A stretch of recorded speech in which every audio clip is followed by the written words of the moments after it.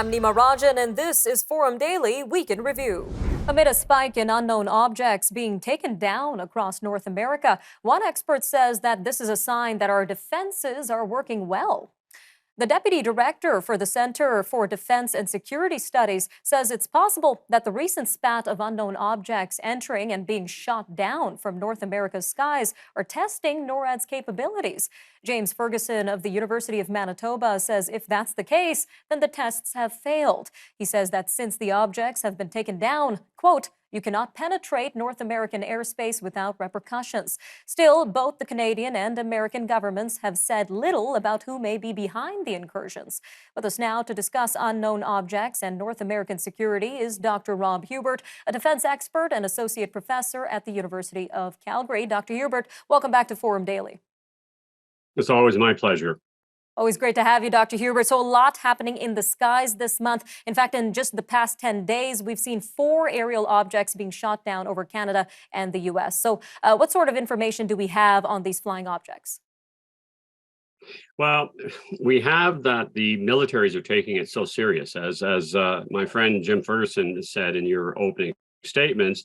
We are seeing that NORAD is able to track and shoot down these particular events. And so the information beyond that is pretty sketchy. I mean, we're waiting to see whether or not we're able to cover anything in the minus 32 of the Yukon shooting. And of course, the other one being down in the Lake Huron is also problematic. And so at this point, we've got suspicions about who's doing it. And that's on the basis of the fact that the weather balloon was Chinese.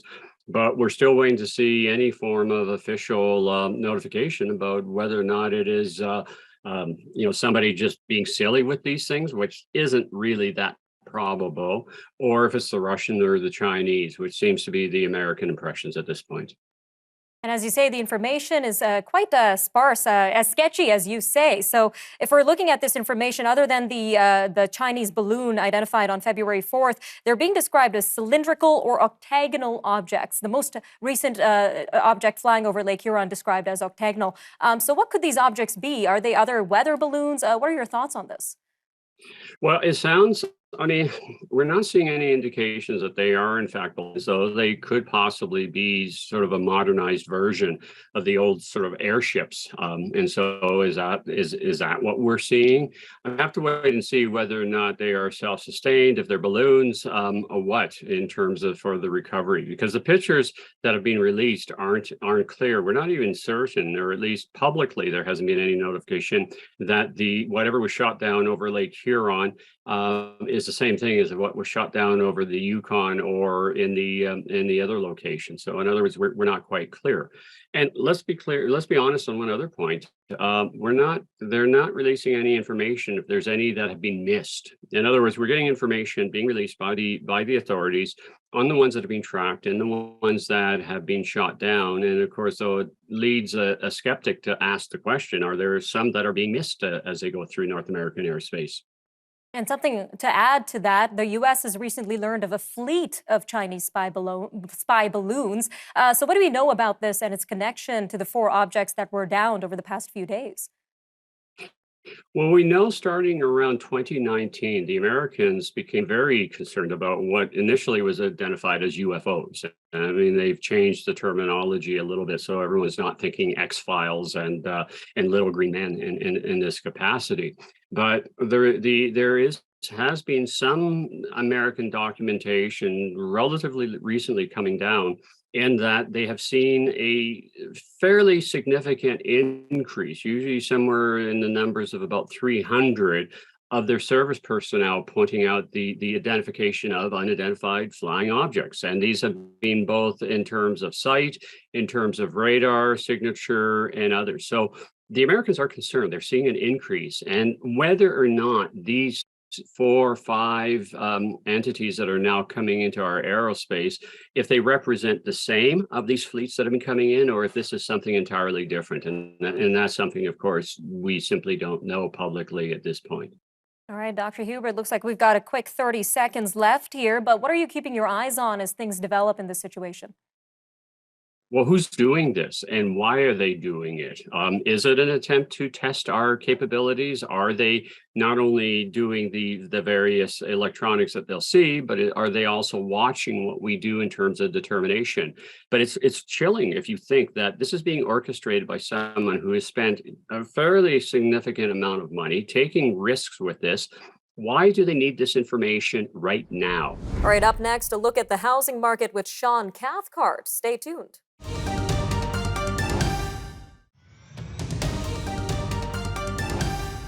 Home sales in Canada plunged 37.1% year over year in January, which is the lowest level for the month since 2009. Now, this is according to newly released numbers by the Canadian Real Estate Association. Home sales tumbled last year as rising mortgage rates increased the cost of borrowing and slowed the housing market. CREA says the actual national average home price fell 18.3% year over year to slightly more than $612,000. Well, joining us now to give us more insight into this and the Canadian housing market is Mr. Sean Cathcart, senior economist at CREA. Sir, welcome to Forum Daily. Thanks for the invite. Now, this is the lowest number of sales we've seen since January 2009, as we mentioned, which was just around the financial crisis or Great Recession. So should we be concerned by this? Do you see some sort of connection here? Not really. I mean, it's one of those stats that sounds worse than it is. It's the lowest since, to your point, the financial crisis. But the January 2023 sales number doesn't look anything like January 2009. It looks a lot like January 2010 to 2019. It's just a little bit lower. So technically it's a 14-year low, but we're sort of trending around a little bit below average right now. We're not in crisis mode. All right, sir. So can this drop in sales be seen evenly countrywide, or are certain regions seeing this drop in sales more than others? It's definitely regional, but it's not about the region. It's about how expensive those markets are. So BC, Ontario are getting hit the hardest, as always happens when there's any kind of policy change that makes it harder to borrow money. The prairies and the Maritimes, East Coast, I should say, because Newfoundland, Labrador is doing pretty well as well, are currently above average. Quebec, somewhere in between those two extremes. All right. And from a homeowner's perspective, how are the current interest rates impacting the affordability of their mortgages, especially for those looking to renew their mortgages this year? So that's a big concern. Obviously, it's really slammed people with variable rates in the last sort of year. I don't think we'd ever heard the term trigger rate or even thought that was even possible when you're signing a mortgage covenant up until this last year. But it is possible, and for people that are, with housing, it's all about timing, right? A big part of getting into the market is when you're born. The earlier, the better, usually. And with mortgage rates, the way that rates work in Canada versus, say, the US, it's about when it's up for renewal. And certainly mortgages are renewed every day. And I think there's a lot of people that are having to make some tough choices or sort of dreading that. So the big picture there is, how fast can the Bank of Canada tame inflation and get those rates back down to more sort of what they would call neutral levels and get out of inflation fighting mode? Because you're right, it's not a great time to be renewing your mortgage. Yeah, we're all holding our breath for that. Now, just about 2 minutes left here. I want to jump to a recent report by Oxford Economics. Now, it predicts that Canadian home prices could drop by 30% or more by the middle of 2023. Is that in line with the predictions at CREA? It's not. And, based on what's been already going on, it would basically have to turn and fall off a cliff starting yesterday for that to come true. So it's a sort of a tail prediction. It's not very conservative, I wouldn't say.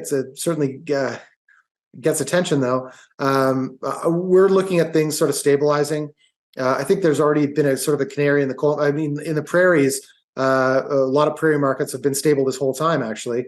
And we're seeing now on the East Coast, in the Maritimes, prices have already hit bottom and are trending back up. So it might take a little bit longer for Toronto, Vancouver. I think probably the worst of this is already in the rear view, and that's about 15% from peak to now nationally. And so less than that in most places, a little bit more in Ontario, but 30% for the whole country. You'd have to have things worsen considerably starting right now, and I don't see that happening with the Bank of Canada basically done with tightening. All right, sir, just about 30 seconds left here, but what are you keeping your eyes on this turbulent housing market for 2023? What happens when spring listings come out? Because listings are at a 22-year low right now. You can't buy what's not for sale. So our buyers going to jump on these? And is the market going to recover the same way it did in 2019 after the stress test year? And also inflation. If that gets under control, then we could have a lot more friendly interest rates by next year. But it all comes down to inflation. All right, sir. Thank you again for your time today on Forum Daily. My pleasure. When we return from the break, we'll have our conversation with Bruce McLellan, CEO of Proof Strategies. So stay tuned. Forum Daily Week in Review will be right back after a short break.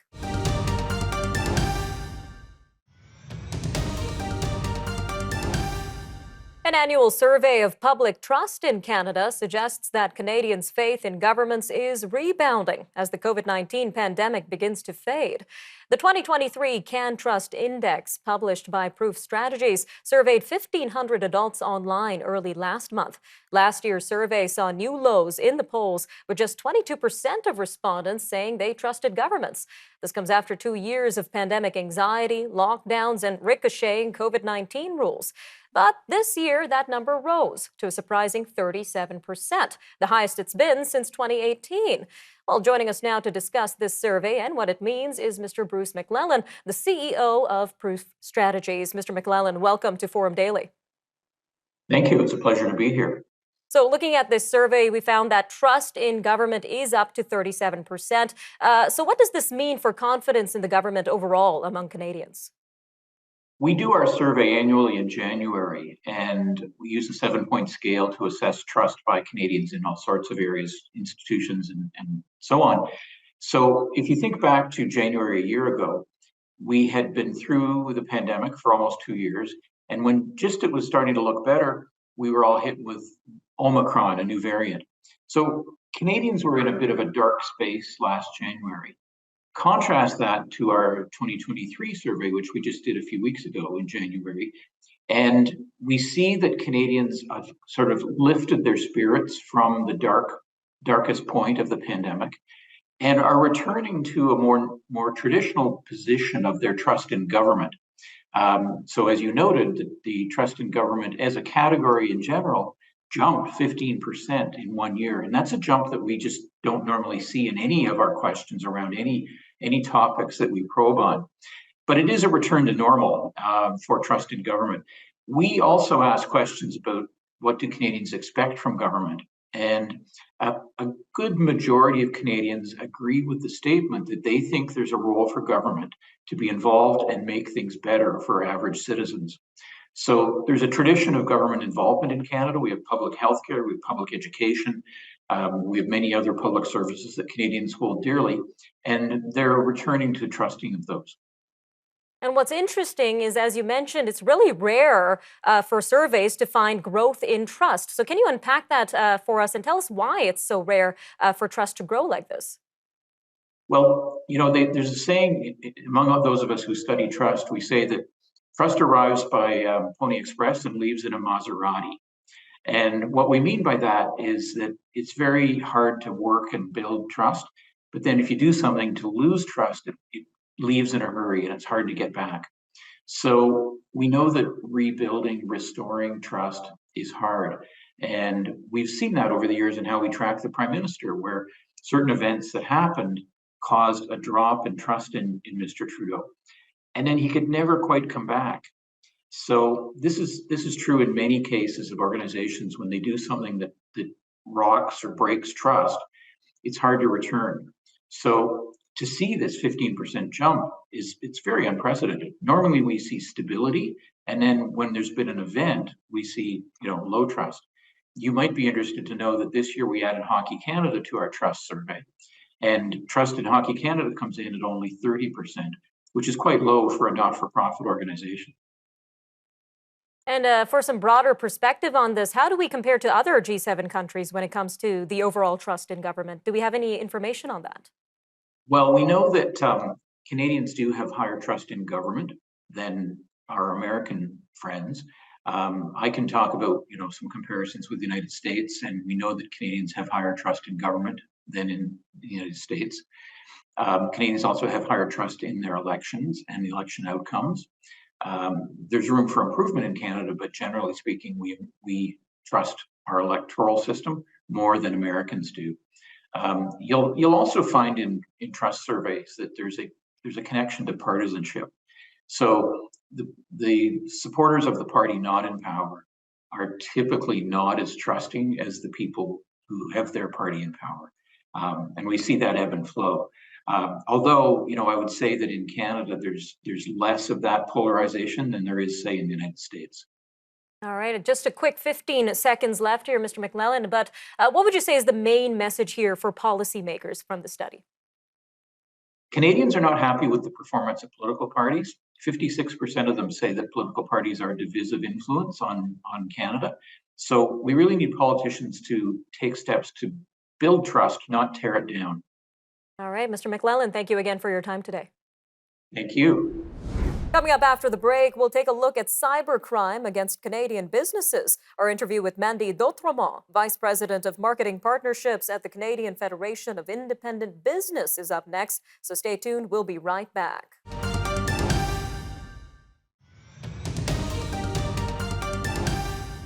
As cybercrime continues to rise and companies big and small become victims to ransomware attacks, protection is becoming a top priority for businesses. Now, recently, Indigo Books and Music was a target of a cybersecurity incident which knocked off everything offline. Some services at the company are now back up and running 5 days after the event. The company continues to work with third-party experts to investigate the situation. But what about smaller businesses that may not have the resources to recoup after a cyber attack? Now, this is why a group representing small businesses is taking steps to improve the situation. The Canadian Federation for Independent Business has launched a cybersecurity academy with lessons and tips for small businesses. Well, joining us now is Ms. Mandy D'Autremont, Vice President of Marketing Partnerships at CFIB. Ms. D'Autremont, welcome to Forum Daily. Thank you. So what are you taking away from the cyber incident involving Indigo? This really highlights how serious cyber attacks are, what a big threat they are. And while Indigo is a really large organization, so there's a big spotlight on them, this really is a threat that will impact or can impact small businesses across Canada. So as you say, small businesses are becoming the target of these cyber crimes. So what have you been seeing in this sector in particular? Has there been a pattern that you've identified or something like that? Small businesses are definitely being targeted. They're also receiving random cyber attack attempts. Almost half have received them in the last year, and a majority of businesses are saying that they're more worried about cyber security than they've been in previous years. So it's certainly a rising issue. It's a concerning issue indeed. Now, is there a specific sector that has been seeing a spike in this cybercrime, or is the threat the same for all Canadian businesses? I would argue that the threat is definitely something real for all Canadian businesses. We do see some sectors report slightly higher numbers of attacks in their business, typically in professional services, so accountants, IT, HR related businesses, and that isn't surprising. They may also be quite vigilant in monitoring the number of attacks that they're getting into their business. But really, any business that is connected to the internet is at risk of becoming a victim of a cyber attack attempt. So it's very important that every business, no matter what size or sector they are, takes it seriously. It's clear protection should be a top priority right now. Now, what kind of qualities do perpetrators of cybercrime look for in a small business when deciding who to target? Yeah, so they look for any kind of weakness that a business has, and fortunately or unfortunately, the main weakness is actually people. 95% of cyber breaches are a result of human error. So the what we can take away from this is that there's a direct action that businesses can take in training themselves and their employees so that they know what not to click on and how to protect their business. All right, and on that note, let's jump to CFIB's Cybersecurity Academy. What does it offer to small businesses and how can they get involved? We're really excited to be able to be offering this to small businesses. It is small, quick, easy to take training for business owners and their employees to learn how to protect their business. And this is such a vital and urgent issue across the small business sector that we have opened it up and we are offering it free. All that a business owner needs to do is go to cfib.ca/cybersecurity and they can get themselves signed up. And we're even offering some incentives because we know how hard it can be to get employees to take training. So there are some prizes to be won up until March 31st. So we really encourage any business out there to take their training seriously and sign up at cfib.ca/cybersecurity. All right, Ms. Dotremont, just about a minute left here, but if you could leave us with your top 3 tips on protecting a small business from cybercrime, what would they be? That's a great question, and I'm actually going to expand it to 5. So I would say make sure you have your employee training, make sure you have really strong passwords, don't leave your default passwords on there, and update your phone and your computer as soon as you're prompted. Make sure you back up your data because if you are breached, you need to be able to maintain it and have it accessible again, and really follow your gut. If something looks like it's fishy, do not click on it. So those are some really important measures that all the viewers can take. Some helpful advice. Mandy Dotremont from CFIB, thank you again for your time today. Thank you. All right, I'm Nima Rajan, and that'll do it for your look at important conversations from this past week. Remember, for more news on demand, you could always visit our website, thenewsforum.ca, and make sure to follow us on our social media handles for updates. We're available on Facebook, YouTube, Twitter, and TikTok. You can also watch all of our news and commentary programming on the News Forum YouTube channel. Take care, Canada, and have a great weekend.